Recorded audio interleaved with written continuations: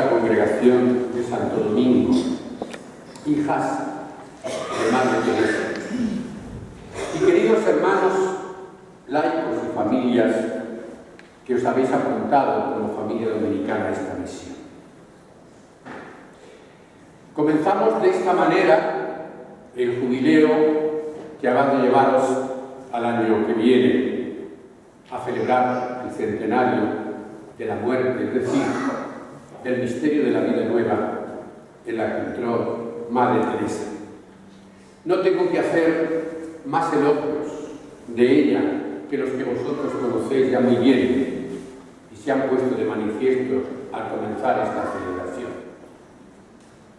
Ella, que transformó ese beaterio en la congregación de Santo Domingo, marca un hito, sin duda. Ya sabéis cómo en la lectura que se ha hecho de su vida, pues le compara en muchas cosas con nuestro Padre Domingo.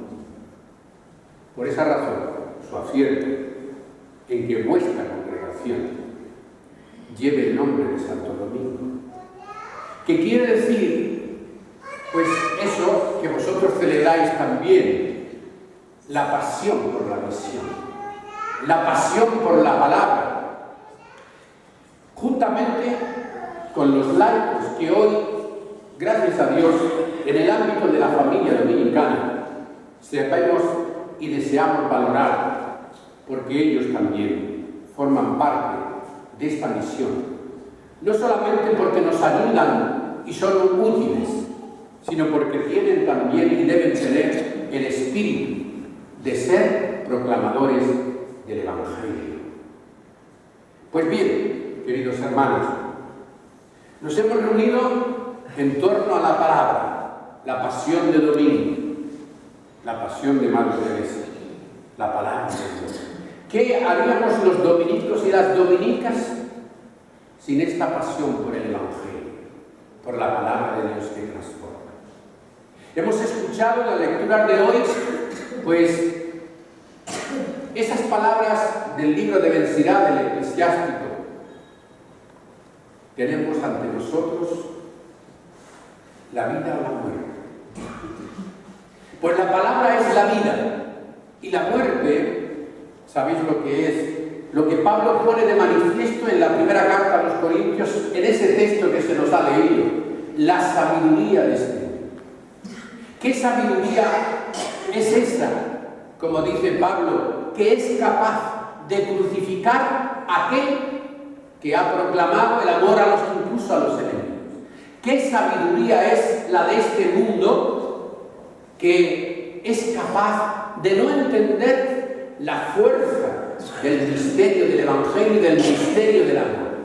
¿Qué sabiduría es aquella que no entiende que ni la venganza ni todo aquello que las antítesis del Evangelio de hoy nos ponen de manifiesto?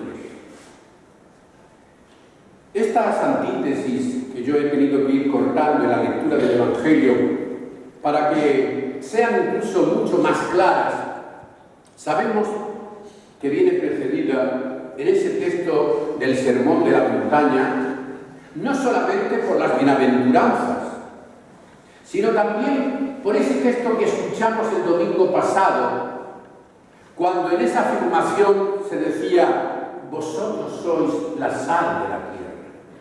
Vosotros sois la luz del mundo. Todos sabemos para qué vale la sal. Sobre todo en ese contexto mediterráneo, Jesús puso esa comparación porque la sal sabemos que vale para conservar y la luz para iluminar. Por tanto, aquí ya tenemos nosotros una enseñanza y un reto como hijos e hijas de Domingo. Sal de la tierra, porque tenemos que conservar los valores de la sabiduría de Dios y no de la sabiduría de este mundo. Tenemos que conservar frente a un mundo que tiene una sabiduría que es capaz de incluso justificar la venganza, la pena de muerte, todo aquello que no tiene sentido, y crucificar a aquel que habla de amor y de amor verdadero.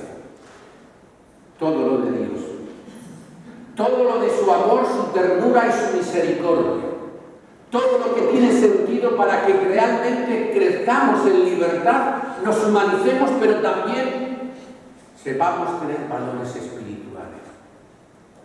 ¿De qué nos vale toda la técnica de este mundo, todo lo que se ha descubierto que es positivo, si no hay dentro de nosotros esa espiritualidad y esos valores?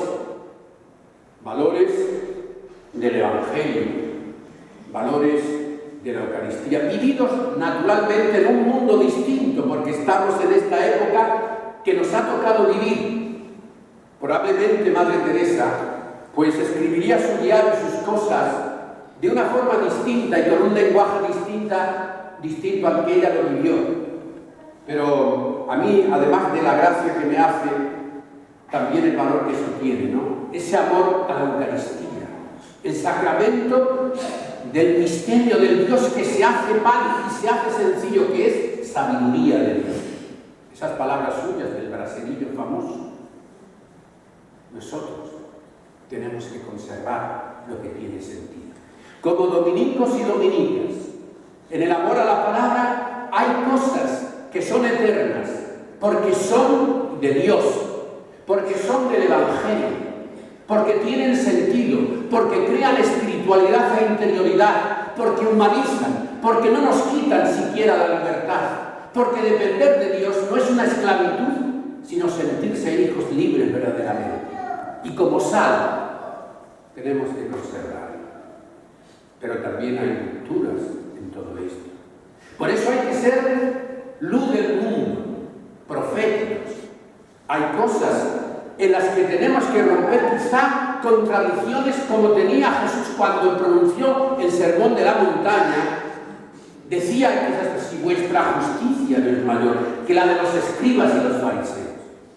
Muchas veces la religión por defender el nombre de Dios, en el fondo sabemos que defendía tradiciones e egoísmos de gentes religiosas de toda la vida que se creían estar con Dios y que sin embargo estaban más consigo mismo que con Dios. Y Jesús fue luz verdadera de Dios. Es decir, lo que Dios quiere y lo que Dios no quiere. Por eso hay que ser también como esa luz que no se puede poner bajo el celemín, bajo la cama, sino que hay que ponerlo para que ilumine a todos el mundo. Y por eso hay que ser proféticos. Conservamos lo que tiene sentido y hacemos rupturas de todo aquello que se le ha añadido como voluntad de Dios y no es voluntad de Dios, sino muchas veces de intereses que se plantean desde el misterio de la voluntad de Dios.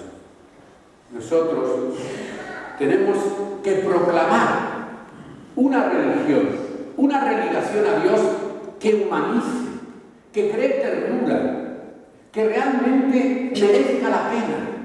Un Dios que no pueda ser odiado, un Dios que se necesite como el auténtico Padre al que podemos confiarnos, que nos dignifica. Y ese lo encontraremos a través de la experiencia de las palabras de Jesús, de los hechos de Jesús.